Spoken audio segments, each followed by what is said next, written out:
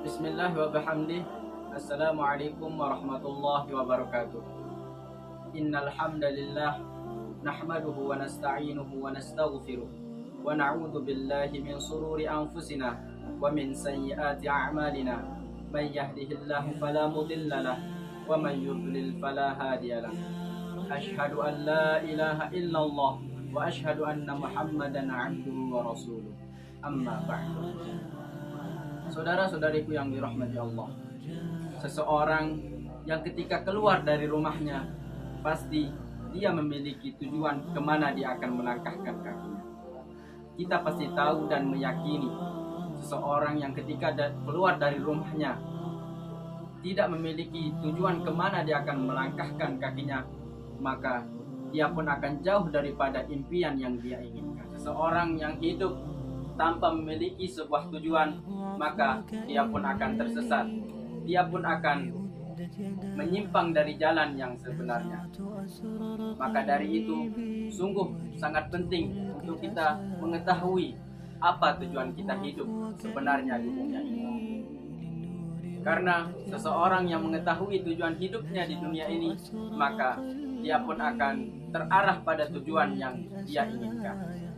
Allah berfirman dalam Al-Quran, "Wa ma khalaqtul jinni wal insani illa liya'budun."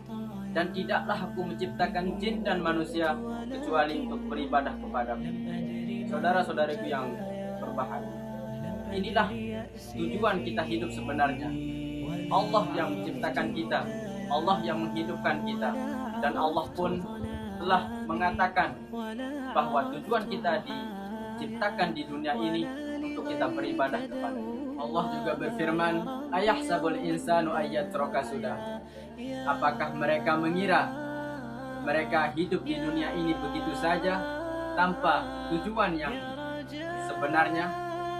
Apakah mereka mengira hidup di dunia ini begitu saja sia-sia? Tentu jawabannya tidak. Manusia bukanlah sebagaimana binatang. Allah menciptakan manusia dengan penuh hikmah yang sangat luar biasa, yaitu untuk beribadah kepada-Nya. Ketika Allah memberitahukan kepada manusia bahwa tujuan hidup mereka untuk beribadah kepada Allah, maka Allah pun memberikan aturan rambu-rambu bagaimana atau kemana dia akan beribadah kepada Allah Subhanahu wa Ta'ala. Syekhul Islam Muhammad At-Tamimi radhiyallahu anhu berkata, "Annallaha khalaqana wa razaqana wa lam yatrukna hamalan." Allah yang menciptakan kita, Allah yang memberikan rizki kepada kita, namun Allah tidak membiarkan kita begitu saja hidup di muka bumi. Bal arsala ilaina rasula, bahkan Allah mengutus seorang rasul kepada kita. Faman ata'a dakhalal jannah wa man 'asa dakhalan nar. Barang siapa yang mentaati Rasul, maka dia akan masuk ke dalam surga. Dan barang siapa yang memaksiati Rasul, maka dia pun akan masuk ke dalam neraka. Inilah hal yang sangat prinsip, hal yang sangat penting untuk kita mengetahuinya sebagai seorang hamba, yaitu tujuan kita hidup di dunia ini hanyalah untuk beribadah kepada Allah. Dengan itu, marilah kita sama-sama meningkatkan ibadah kita setiap harinya.